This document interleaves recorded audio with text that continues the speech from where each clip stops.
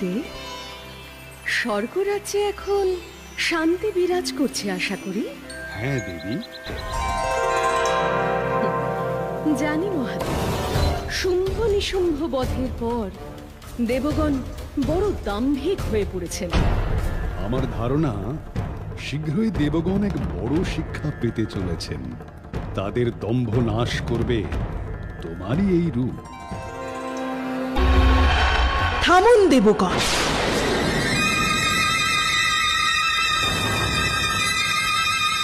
সমস্ত কর্তব্য কর্ম বিস্মৃত হয়ে আপনারা প্রমোদে মত্ত হয়েছেন। জগৎ সংসার চালনা করার ক্ষমতা হারিয়েছেন আপনারা। কে আপনি দেবী? দেবগণ অজেয়, তাদের ক্ষমতাকে তুচ্ছ করছেন আপনি। নিজেদের ক্ষমতার উপর এত ভরসা দেবগণ?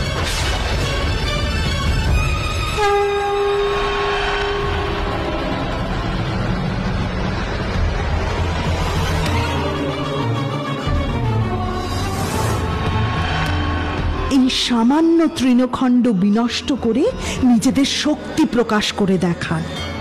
এই তৃণখণ্ড?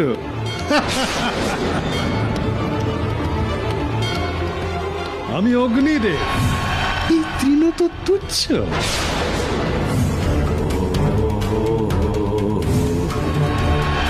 অগ্নিদেব, আপনি সরে দাঁড়ান।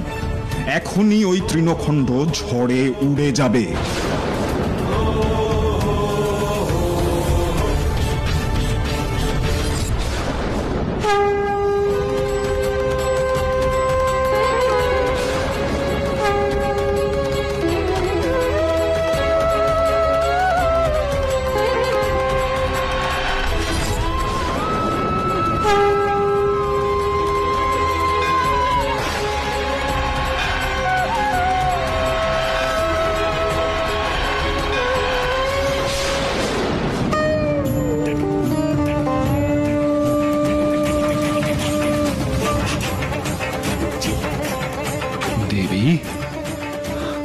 কে আপনি?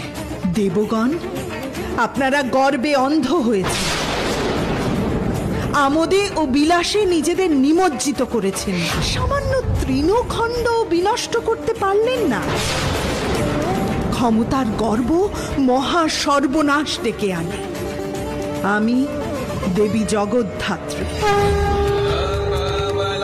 এ জগৎ ধারণ করে আছি। আজ আমি আপনাদের উপযুক্ত শিক্ষা দিতে এসেছি। দেবী, আমরা সত্যি ক্ষমতার গর্বে অন্ধ হয়েছিলাম। আমাদের ক্ষমা করুন। আমাদের আপনার চরণে স্থান দিন দেবী। আপনাদের অহংকার হরণ করার জন্যই আমি এসেছি দেবরাজ। আপনাদের অহংকে আমি হস্তির রূপ দিলাম।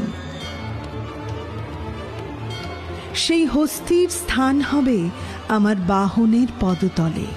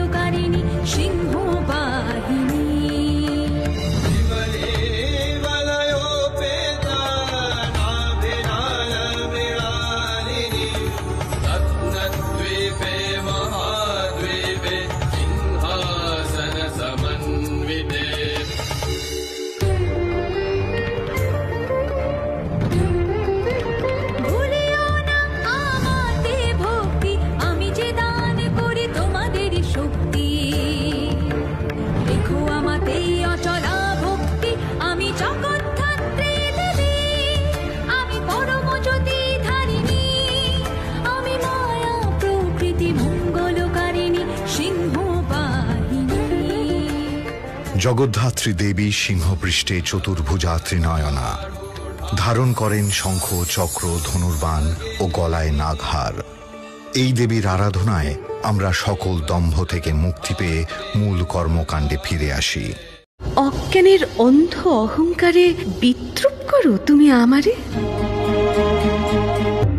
দেবী নাই, অন্য চাই গিয়ে কোনো দ্বারে, অন্য দ্বার সংসারে কেউ ফিরায় না কারে। চলে যায় জঠর